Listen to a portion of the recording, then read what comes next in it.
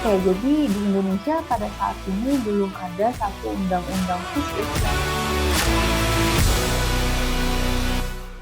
Halo Smart Viewers, Anda kembali menyaksikan Good Talk. Smart Viewers, kalau kalian lagi scroll-scroll sosmed nih, pasti kan pernah menemukan informasi yang isinya tentang data-data seseorang, mulai dari nama lengkap, nomor telepon pribadi, hingga alamat rumah, atau bahkan data-data keluarga dan teman-teman terdekat mereka. Nah, padahal informasi itu kan sudah termasuk ke dalam data pribadi nih ya, Smart Viewers. Kira-kira tuh sebenarnya boleh nggak sih kita ngeviralin data pribadi seseorang, entah dengan berbagai macam alasan? Apakah hal tersebut masuk ke dalam yang namanya doxing? Nah, daripada bingung, kita langsung saja tanya dengan narasumber kita pada hari ini, ada Gema Gita Persada dari Legal Aid Center for the Press. Halo Mbak Gema, apa kabar? halo, halo Mbak Disya, kabar baik Mbak Disya. Oke Mbak Gema, nah ngomong-ngomong soal berita viral nih ya, pasti kan hampir tiap hari kita itu nemuin berita viral di sosial media.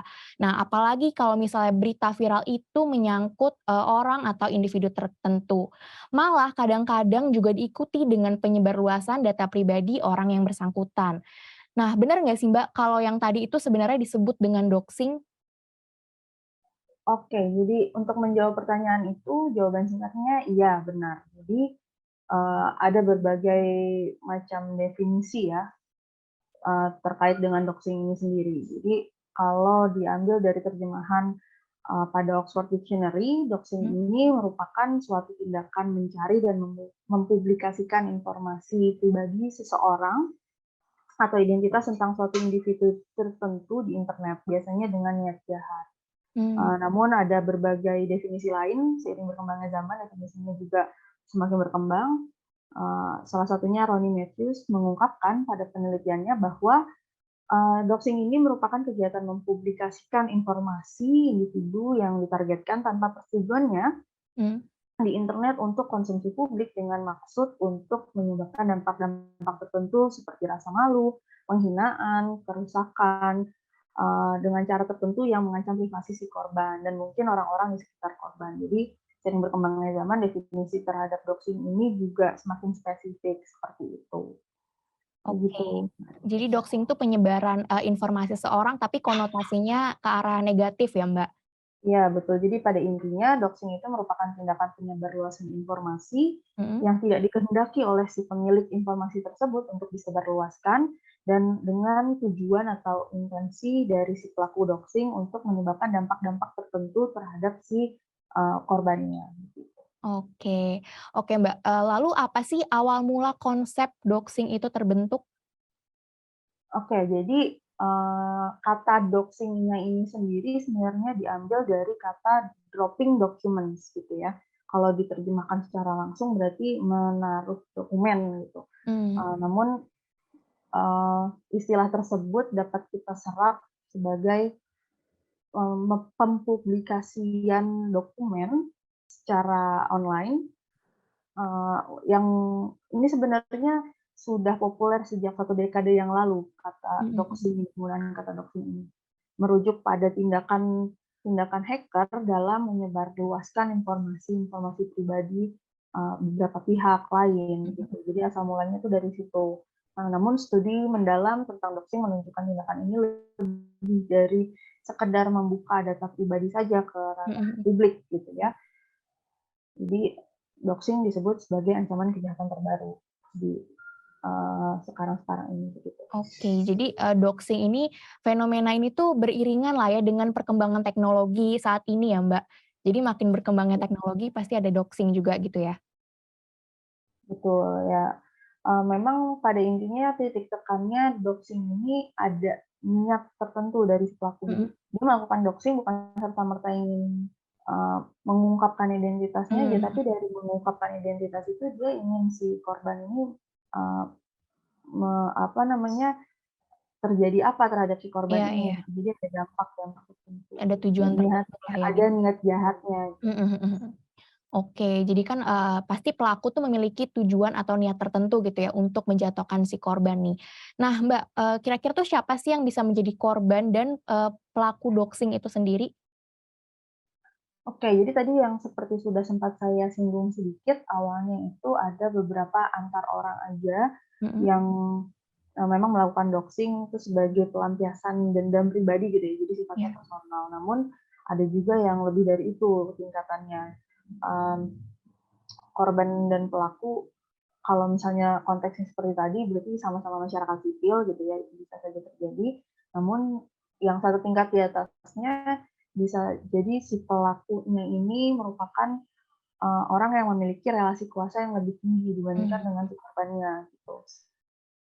Entah itu si korban ini merupakan, masyarakat sipil biasa yang memang mhm, dia melakukan tindakan-tindakan atau mengungkap, sorry bukan mengungkap, intinya dia, melakukan suatu tindakan yang dianggap meresahkan oleh pihak lainnya gitu ya, yang kemudian jadi pelaku doxing, lalu si pelaku doxing merasa, eee, satu dia memiliki relasi kuasa yang lebih tinggi, jadi dia mhm mhm, dapat melakukan, eee, pendoxing-an tersebut terhadap si korbannya gitu. korban, Jadi kalau ditanya siapa yang dapat menjadi korban dan pelaku memang, korban dan pelaku bisa sama-sama datang dari masyarakat sipil, namun yang kedua, kok pelaku dari masyarakat sipil dan sorry, korban dari masyarakat sipil namun pelakunya memiliki relasi kuasa yang lebih tinggi gitu, jadi ada ketimpangan relasi kuasa antara korban dengan mhm mhm pelaku. mhm, Namun, kalau dalam konteks Indonesia dan dalam beberapa kasus yang terjadi ya dalam beberapa kurun waktu belakangan ini,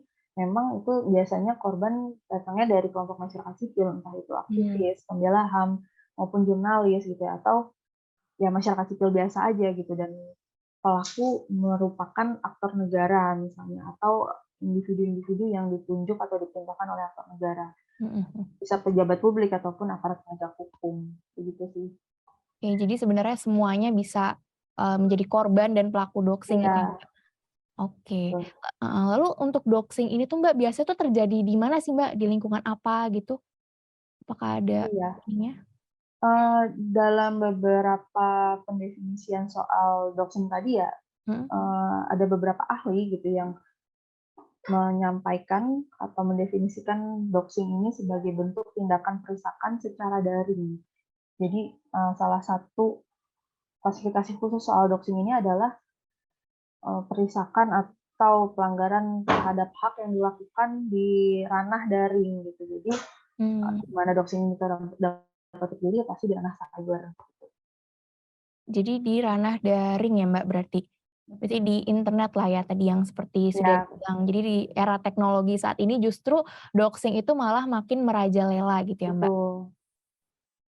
Oke, nah Mbak, tadi kan kita sudah berbincang-bincang ya kalau misalnya di doxing itu ada korban, ada juga, pelaku ya. Nah, sebenarnya doxing itu tuh melanggar privasi seseorang berarti ya, Mbak, ya?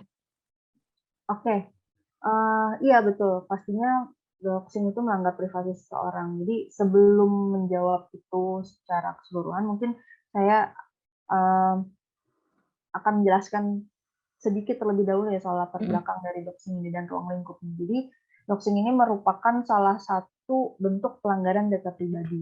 mhm Jadi dalam, dimensi pelindungan data pribadi itu terdapat beberapa pelanggaran-pelanggaran yang beberapa bentuk pelanggaran data pribadi dan doxing inilah salah satunya. Dan perlindungan data pribadi ini kan salah satu kepingan dari, hak atas privasi secara keseluruhan gitu. Jadi di dalam hak atas privasi itu salah satunya adalah pemenuhan perlindungan data pribadi.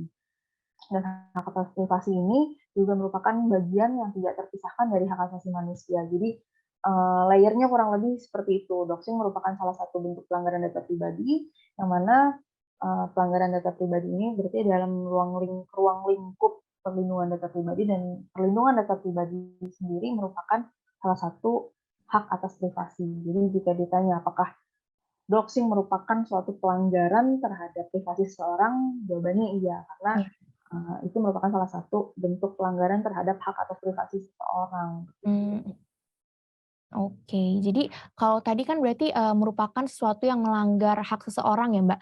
Nah pasti korban itu ada dampaknya ya, Mbak.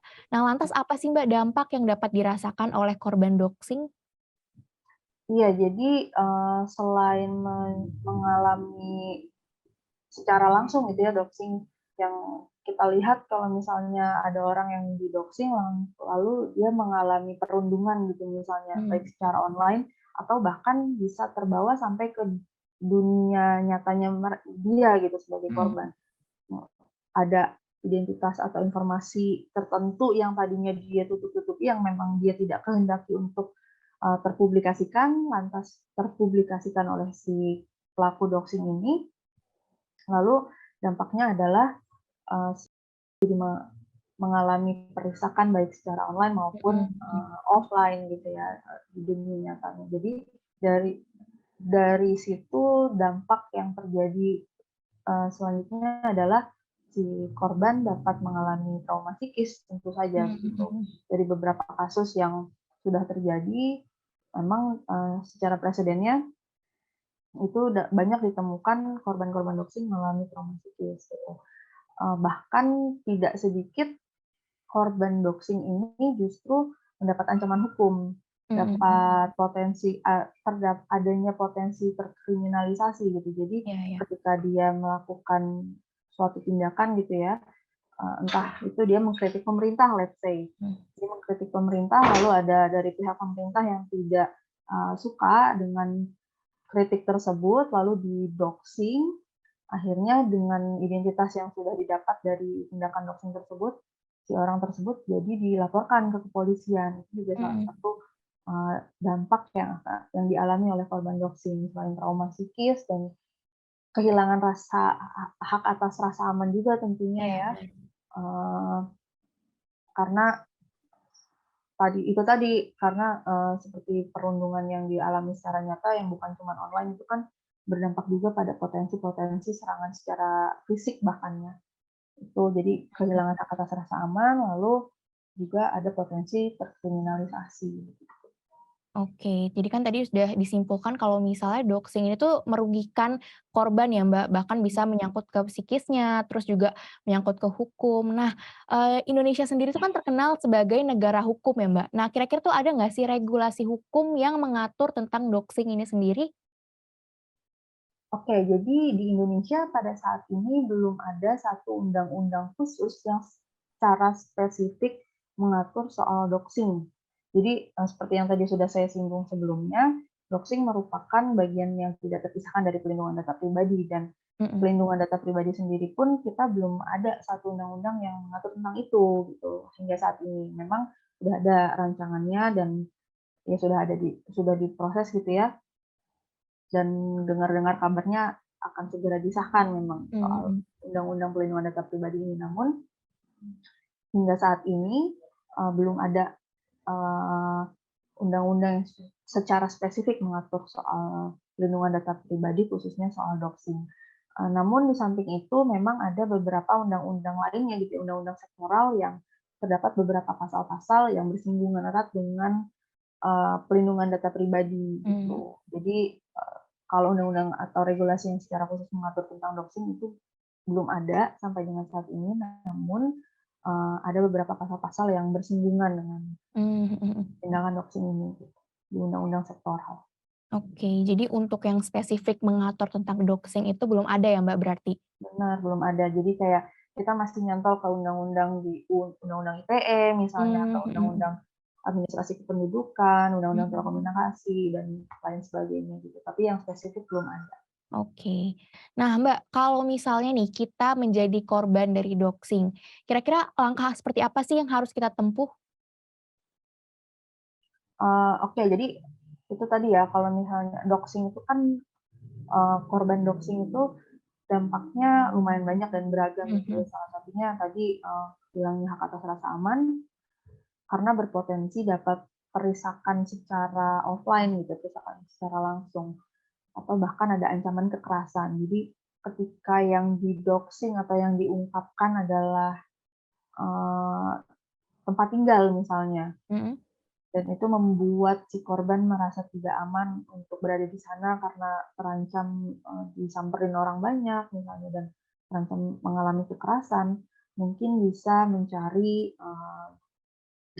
ke lembaga-lembaga atau ke CSO yang dapat mendampingi dan memberikan safe house atau rumah aman. Jadi untuk sementara mengungsi, ya dalam tanda kutip mengungsi untuk sementara waktu gitu ya, sampai uh, sampai dengan kondisinya lebih kondusif seperti itu, atau bisa ke rumah saudara yang memang dipercaya dan jauh dari rumahnya gitu.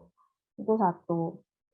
Jadi memang tergantung dari apa yang dirasa si korban nggak aman gitu. Kalau misalnya bentuk doxing-nya adalah pengungkapan nomor telepon pribadi misalnya, pasti akan dapat banyak serangan ke nomor telepon tersebut. Yang bisa dilakukan salah satunya mungkin menonaktifkan nomor tersebut gitu ya, atau bahkan yang lebih aman lagi ya sudah nggak dipakai lagi aja nomornya, bisa ganti nomor baru gitu. Nah, selanjutnya langkah-langkah lainnya misalnya, ini sebenarnya langkah yang pertama sih, saya lupa menyebutkan tadi di awal, itu adalah menggunakan fitur report di platform-platform tempat si pelaku doxing melakukan tindakan doxing-nya. Jadi, di fitur report itu kan memang ada salah satunya, intinya tindakan doxing itu melanggar community guidelines di berbagai platform sebenarnya. Jadi itu bisa salah satu, eee, reaksi cepat lah gitu ya untuk menangani tindakan doxing tersebut, seperti itu.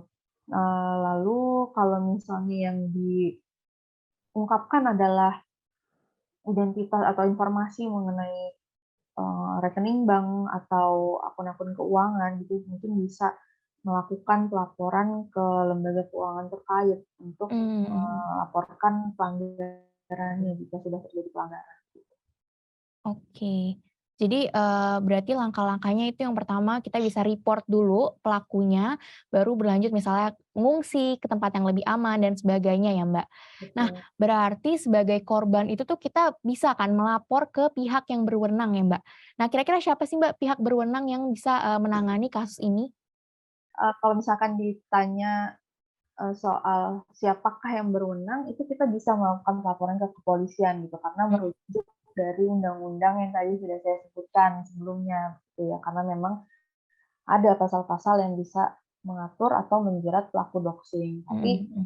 ya itu tadi, memang kita belum mempunyai undang-undang yang secara spesifik mengatur, jadi biasanya dari pengalaman kami juga di LBH Pers, itu ketika melakukan pengaduan ke kepolisian, yang kita gunakan adalah bukan si doxing-nya itu sendiri, Mhm tapi, mhm. bagaimana ia melakukan doxing. Misalnya dia, menyebarluaskan foto, lalu disertai dengan narasi-narasi yang, sifatnya fitnah gitu ya. Iya Jadi iya. yang dilaporkan adalah itunya, apa namanya, penyebaran fitnahnya tersebut, atau Mhm. let's say doxing-nya bermuatan kekerasan seksual, Mhm maka yang mhm. dilaporkan adalah kekerasan seksualnya, karena kita memang belum punya instrumen yang secara khusus mengatur soal Mhm. doxing itu sendiri.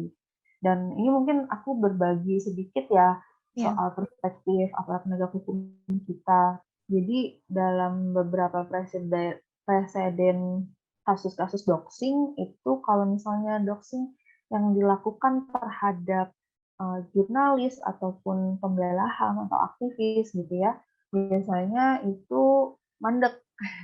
Mmm. Kita biasanya, cuma sampai ke pelaporan lalu nggak dilanjutin gitu kasusnya.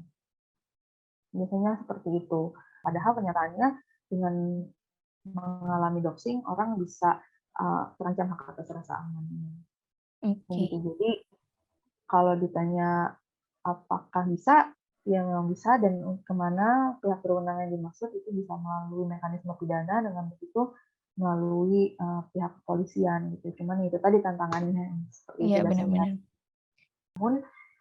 Kerap kali pasal tersebut justru digunakan oleh, eee, orang-orang yang justru ingin mengkriminalisasi orang lain gitu loh. Jadi Mhm mhm. orientasinya sudah beda gitu.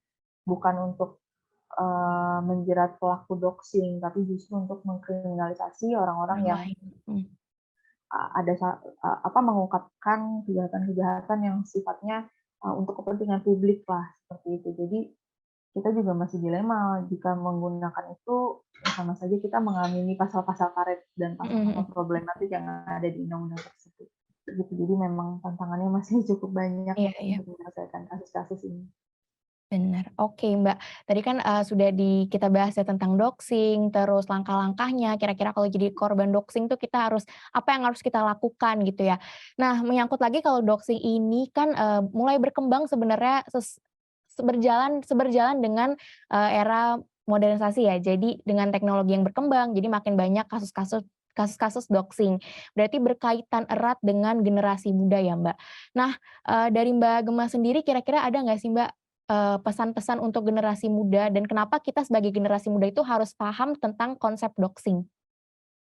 Oke, jadi, konsep doxing yang harus dipahami memang bukan hanya definisi dari doxing itu sendiri, tapi kita juga harus memahami dan menginternalisasi, eee eee, keterkaitannya dengan hak asasi manusia gitu ya, khususnya Mhm. hak-hak kita sebagai masyarakat sipil. Baik itu konsep hak sipil yang mencakup hak atas privasi maupun hak-hak digital, karena itu memang ya pada dasarnya itu yang, jadi landasan kenapa kita harus mengamini bahwa doxing itu melanggar hak asasi manusia dan lain sebagainya. Jadi bukan soal definisinya itu aja, tapi juga keterkaitannya dengan hak asasi manusia. Jadi dan memahami konseptualitas tersebut itu penting untuk kita karena, eee, agar kita lebih aware, agar kita lebih waspada, juga sebagai upaya untuk meminimalisasi potensi untuk menjadi korban maupun pelaku. Mhm mhm. Dan dengan mengetahui konsep doxing juga kita memiliki perspektif bahwa doxing itu melanggar hak orang lain gitu ya, melanggar hak atas privasi orang lain. Jadi dengan menginternalisasi bahwa doxing itu melanggar hak orang lain, harapannya kita jadi lebih aware untuk turut melindungi hak-hak sipil sesama masyarakat. Oke, aku setuju banget sih sama Mbak Gemma. Jadi kita sebagai generasi muda tuh harus aware doxing itu apa sih sebenarnya. Jadi jangan sampai misalnya kita sendiri justru yang menjadi pelaku dari doxing ya tanpa Betul kita betul. sadari gitu. Dan kalau misalnya kita sebagai korban, ada kok langkah-langkah yang bisa kita tempuh untuk, merasa aman ya Mbak. Misal tadi report atau lapor ke pihak yang berwenang, seperti itu. Oke, wah terima kasih banyak Mbak Gemma sudah meluangkan waktunya untuk berbincang-bincang di Binus TV pada hari ini, memberikan wawasan-wawasan untuk, aku dan juga smart viewers yang lainnya di rumah. Oke, terima kasih banyak Kak Disya. Nah itu tadi smart viewers obrolan kita tentang doxing bersama Gemma Gita Persada. Terima kasih untuk smart viewers yang udah nonton, cek juga video lain dari Binus TV di YouTube channel Binus TV. Jangan lupa subscribe, like, dan komen untuk ide-ide menarik lainnya. Bye smart viewers, see you!